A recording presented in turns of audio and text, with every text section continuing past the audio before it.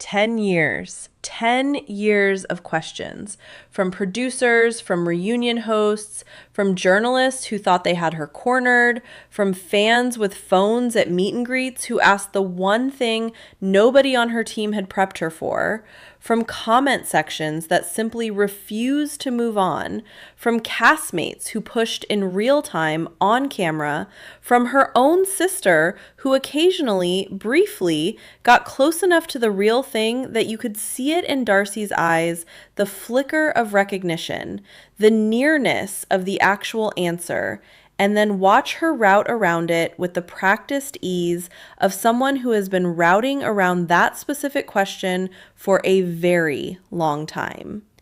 10 years of beautiful, warm, emotionally compelling non-answers.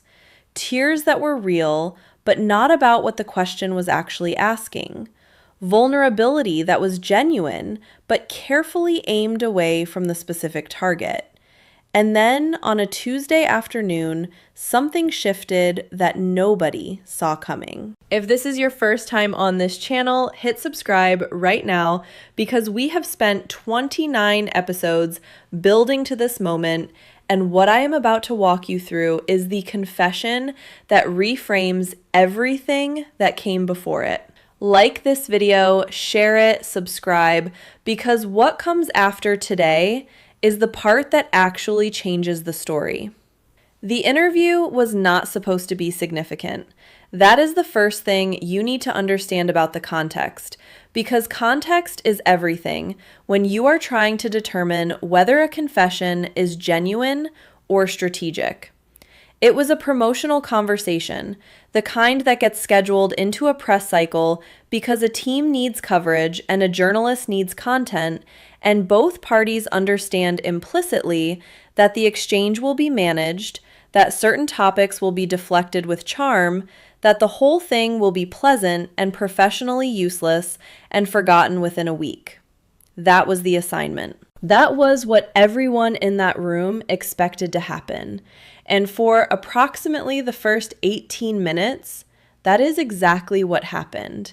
And then the question came in, and the routing did not happen. The deflection did not arrive on schedule. The emotional pivot, the specific pivot, the one that longtime viewers of this channel will recognize immediately, the one where the eyes soften and the shoulders drop, and the conversation gets redirected towards something about growth and self-love and the journey. That pivot did not activate. Instead, there was a pause, a specific kind of pause, not the performing pause, not the pause that precedes a carefully constructed emotional beat, not the pause that is itself a form of management. This was the other kind, the kind that has a different weight entirely, the kind that precedes something real rather than something rehearsed. The journalists described it afterward in their notes that I have reviewed as the pause of someone making a decision in real time, not retrieving a prepared answer, making a decision about whether to give one at all. And then Darcey Silva said the thing, the actual thing, out loud, on record. And I want to take you through exactly what that means, why it matters, and what it tells us about everything that came before it, because nothing that comes after Tuesday is the same as everything that came before it. Let me take you back, because the confession only makes sense against the architecture it interrupts. From the very first season, the question that hovered over Darcy's story was not the one the show was asking. The show was asking, will this relationship work? Will this man stay? Will she get the love she is looking for? Those were the surface questions. They were real questions. They generated real emotion, real investment from real audiences who watched and rooted and worried. But underneath those questions was the one that the format was not equipped to ask, and Darcy was not equipped to answer, which was, what is actually happening here beneath the performance of what is happening? Because from the beginning, from the very first episodes, if you watch them now knowing what we know, there was a gap.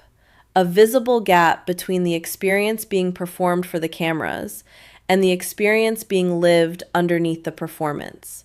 You could see it in the small moments, the moments between takes, the unguarded seconds before the emotional cue arrived, the expressions that crossed her face before the managed version of the expression replaced it. The gap was always there. It was just never addressed directly, by the show, by the interviewers, by Darcy herself. The gap became the wallpaper. Everyone got so used to it that it stopped registering as unusual, except it was unusual. It was, in retrospect, the entire story. Here is what the gap was made of, and this is the part that the 29 episodes of this channel have been documenting, piece by piece, because no single piece was conclusive, and the whole picture only emerged when you laid the pieces next to each other. The financial presentation was one layer. What was shown and said publicly about resources, about investment, about the commercial and personal financial situation across multiple seasons did not map cleanly onto what the records, the filings, and the documented timeline actually indicated. This is not a simple thing to say, and I want to be careful about how I say it, because the gap between a public financial presentation and a private financial reality exists on a spectrum that runs from understandable privacy all the way to something more structurally significant. What I can tell you is that the gap was consistent. It was not a one-time discrepancy. It was a pattern. And patterns in behavioral analysis are more meaningful than incidents. The relationship timelines were another layer. The broadcast version of how relationships developed, when they began, when they ended, what the emotional reality of those transitions actually was. The broadcast version and the lived version had measurable differences.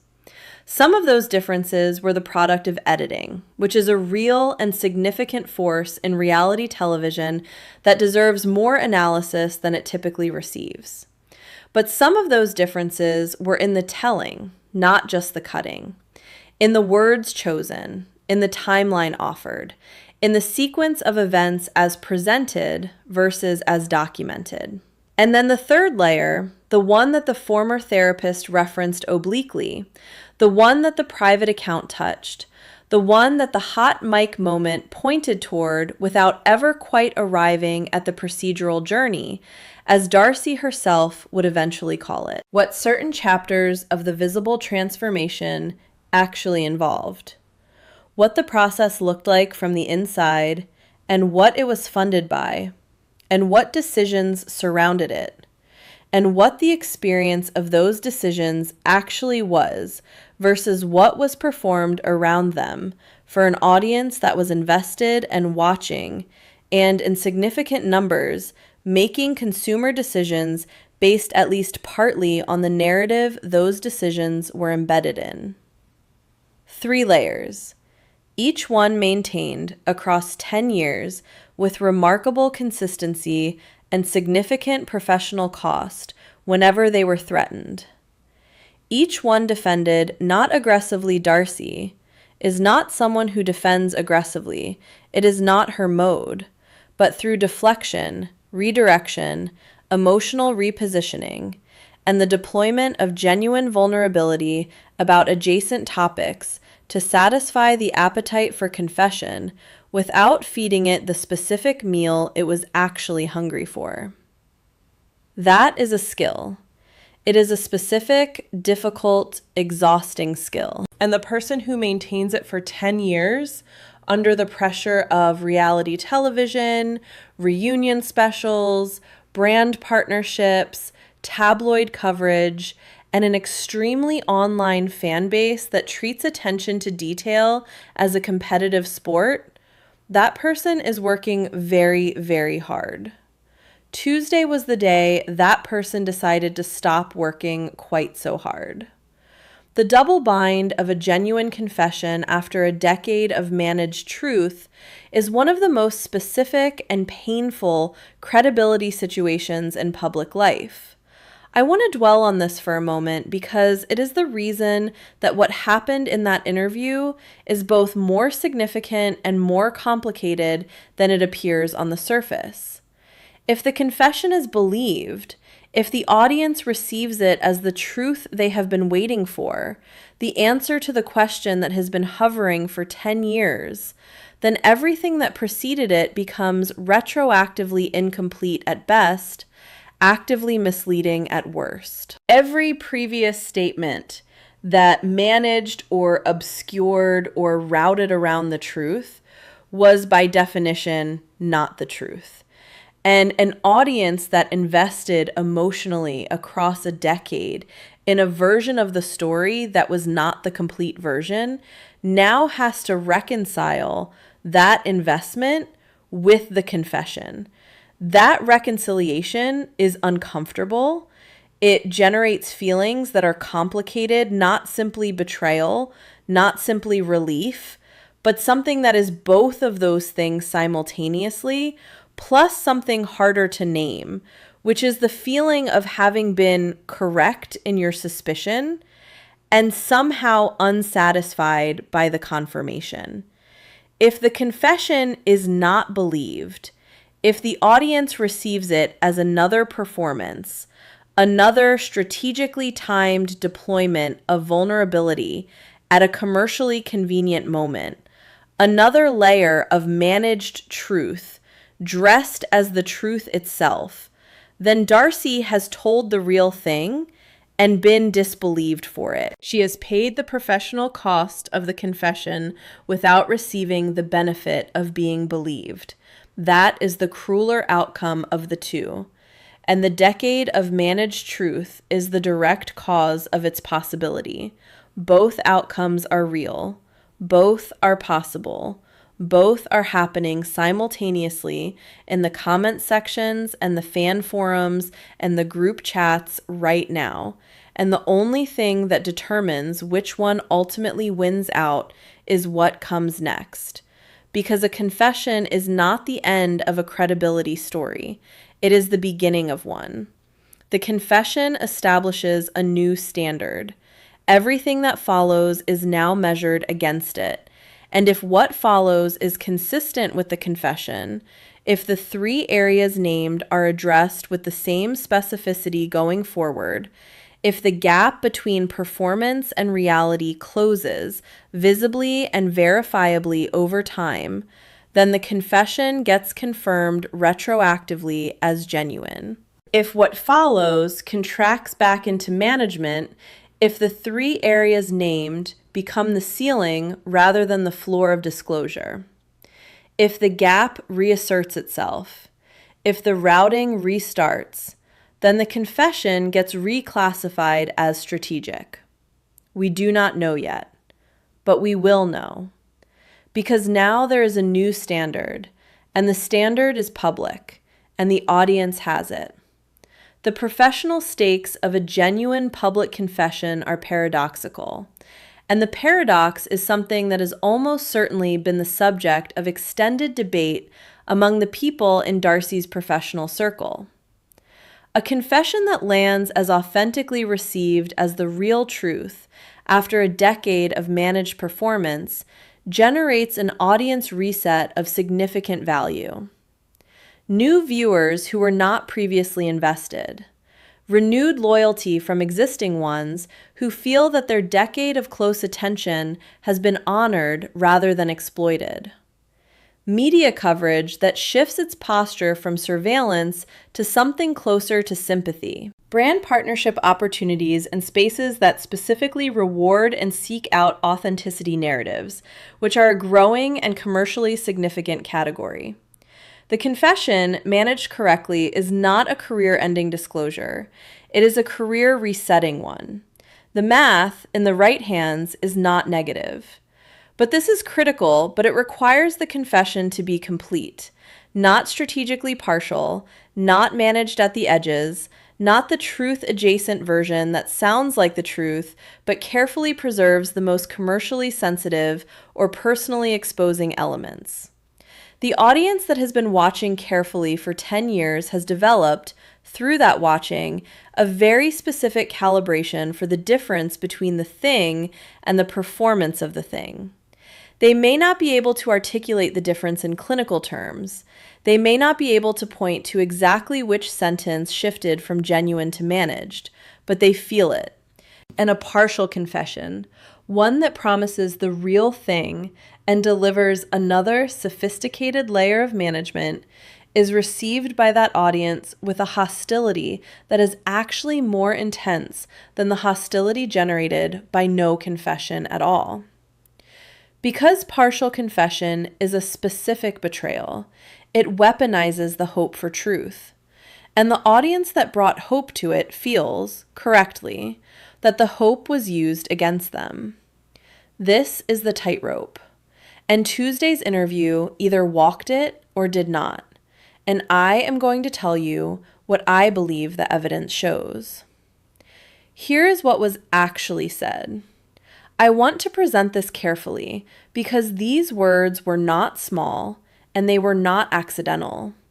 And the weight they carry depends entirely on the specific language used. In the interview, when the topic arrived and the pause happened, Darcy said on record to a journalist who immediately recognized what they were witnessing, because experienced journalists can feel when a subject stops performing and starts talking, that there have been significant elements of her public story that she presented differently than she experienced them. Those were her words specifically. Presented differently than I experienced them. There is a lot of information in that specific phrasing if you read it carefully enough. She is not saying she lied. She is saying the presentation and the experience were different. The distinction matters. It is honest, and it is also still somewhat careful. But then she went further. She identified, without prompting, 3 specific areas: the financial presentation and the financial reality, the relationship timelines as broadcast versus as lived. And the third one is the one that made the journalist, by their own account, put down their pen and simply listen to the procedural journey and what certain chapters of it actually involved that the cameras never documented and the editing never conveyed and the narrative constructed around it never acknowledged. 3 areas: specific, named, on record, unprompted. I want to emphasize unprompted because it is doing significant work in the credibility analysis. A managed disclosure is always prompted, even if the prompt is internal and strategic rather than external and journalistic. A managed disclosure is the answer to the question, what is the minimum I can confirm at the maximum strategic benefit with the minimum exposure? An unprompted disclosure is the answer to a different question entirely. It is the answer to, what do I need to say that I have not yet said, and what will it cost me to say it, and have I decided the cost is worth it? Those are different questions. They produce different kinds of speech. And the speech produced on Tuesday, the specific framing, the 3 areas named without a roadmap for naming them, the language that was personal rather than managed, reads as the second kind of question. Not conclusively, not beyond any possible doubt, but reads as it. The character dimension of this moment is the most significant part of what Tuesday represents. And I want to spend time on it because it is the part that has the most meaning beyond the story of one person and 1 decade of television. There is a concept in clinical psychology, and I am not applying this as a diagnosis. I am applying it as a framework called the difference between insight and integration. Insight is knowing something. Integration is allowing what you know to actually change what you do and what you say. The gap between the two can be enormous. Most people who have significant self-knowledge also have significant gaps between that self-knowledge and their behavior. They know the thing, but they cannot yet do anything different with the knowledge. The insight sits in one room, and the behavior happens in another room, and the two rooms never quite connect. Darcy has had the insight for years. This is documentable. The private account suggested it, the hot mic moment pointed at it, the clinical assessment referenced it. She knew. The knowledge was not the missing piece. The missing piece was the integration, the willingness to translate the private knowledge into public speech, to allow the truth in the private room to walk through the door into the room where the audience was waiting. And that translation, that door opening, is not an intellectual act. It is an emotional one.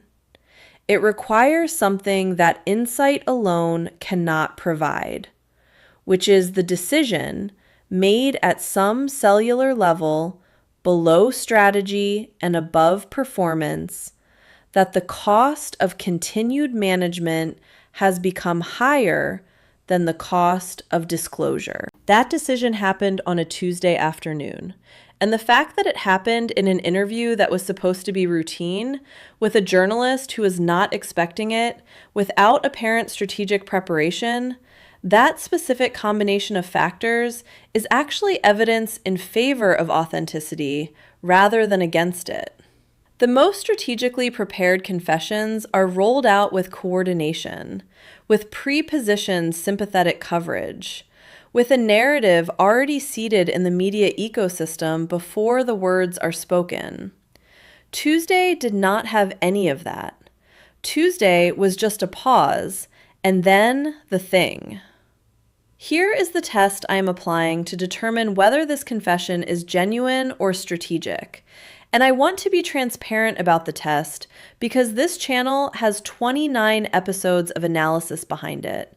And that history requires me to apply the same rigor to a moment that appears to be genuine as to the ones that appear to be managed. The test is simple in concept and specific in application. Does the confession cost her something real? Real truth costs something. It removes protection that was previously in place. It creates exposure that was previously managed. It generates consequences that a strategically partial disclosure is specifically designed to avoid. Look at the three areas she named: financial presentation, relationship timelines, the procedural journey. Each of those carries real professional and personal costs. The financial area has downstream implications in spaces that are not simply emotional. The relationship timelines area creates friction with people who have their own accounts and their own records and their own interest in maintaining a different version of events. The procedural journey is the third one, the one the journalist put down their pen to open a conversation that the brands, the partnerships, the audience relationships, and the commercial infrastructure built around the visible transformation were all constructed on the assumption would stay closed. Naming these was not the strategically optimal move. In a career defined by strategic optimization, this specific disclosure was strategically expensive. And strategically expensive disclosures from someone who has demonstrated for a decade the capacity and willingness to manage strategically are the closest thing to genuine truth that this format produces. By the test I am applying for, this confession passes cautiously, provisionally, with one eye on what comes after Tuesday. but it passes. What this moment means for the larger story, the one that is not just about Darcey Silva specifically, but about the broader architecture of reality television, the relationship between performance and authenticity in media, the commercial and personal incentives that shape what people say and do not say in public, is something worth sitting with before we get to the conclusion. Reality television is built on a specific promise. The promise is access. Genuine, unmediated, real access to actual human experience in a way that scripted content cannot provide. The audience enters a contract with the format on the basis of that promise. They invest emotional energy, time, sometimes money, into a relationship with people who are, ostensibly, showing them something real. And the fundamental dishonesty of the format, which most audiences understand intellectually but rarely confront directly, is that the promise of unmediated access and the reality of heavily mediated, commercially shaped, narratively structured content are an irreconcilable tension. The contract is offered in the language of authenticity and executed in the mechanics of production. And the people who become most successful in that format are, with rare exceptions, the ones who become most skilled at performing the promise without fully delivering it, at creating the emotional texture of genuine access without the actual exposure that genuine access would require. Darcy became extraordinarily skilled at this, the performance of openness, the aesthetic of vulnerability, the posture of someone who holds nothing back, layered over the reality of someone who held very specific things back with significant precision. It was not cynical. That is important to say because cynicism implies a clean distinction between the performance and the performer that does not reflect the actual psychological complexity of what was happening. The performed openness was real openness about many things. The managed areas were managed because they needed to be managed, not because the management was enjoyable or chosen in any simple sense. People protect things that are genuinely dangerous to expose. The architecture of managed truth was built because certain truths, unmanaged, had consequences that Darcy had apparently decided she could not survive. The question, the one that Tuesday's confession begins to answer, is whether that decision was made in a context that no longer exists, whether the consequences that were once unmanageable have shifted enough to allow the truth to exist without destroying the things it was protecting. The most hopeful reading of Tuesday is that the answer is yes, that something in the calculation changed, that the weight of the management finally exceeded the risk of the disclosure, that the isolation required by the unsaid things, and this is the piece I want to end on, because it is the most human piece of the entire 29-episode arc, that the isolation became more costly than the exposure. Because here's the thing that does not get said enough about the architecture of managed truth in public life. It requires isolation. It requires keeping everyone at a specific and carefully maintained distance, close enough to generate the connection and validation and genuine human warmth that any person needs to function, far enough that the protected areas stay protected. And the result of that precise distance maintenance is that no one ever actually gets all the way in. Every relationship is limited by the limit of what can be said. Every genuine connection is capped by the ceiling of the unsaid thing. The person who maintains managed truth in public is, by the mechanism of the maintenance, alone in a specific and ongoing way that is different from ordinary loneliness. It is the loneliness of constant proximity to people who do not quite know you. The loneliness of being well known and fundamentally unknown simultaneously. 10 years of that loneliness. Across the show, across the brand, across the relationships that were formed and documented and eventually ended in front of cameras. 10 years of being in the most public possible way, fundamentally alone with the 3 things she named on a Tuesday afternoon. And then she named them. That is the point of no return, and it is the first one in this series that points forward rather than backward. Every previous point of no return we have analyzed was about damage, about something that could not be undone because it had already done the damage. The document that was filed, the audio that was captured, the account that was discovered, the metric that shifted publicly and irreversibly. This point of no return is different. This one is about possibility rather than damage. Because the truth, once spoken, does something to the space around it. It creates a room that was not previously there. It makes genuine closeness possible in a way that the managed truth actively prevented. You cannot be genuinely close to someone across a significant unspoken thing. The unspoken thing is the distance itself. And Darcy just, on a Tuesday afternoon, reduced that distance in 3 specific areas, on record, in a way that cannot be unsaid. We do not know what comes next. Anyone who tells you they know what comes next is selling something, and you should not buy it. We do not know whether Tuesday is a chapter or a conclusion, a beginning or a very sophisticated performance of beginning.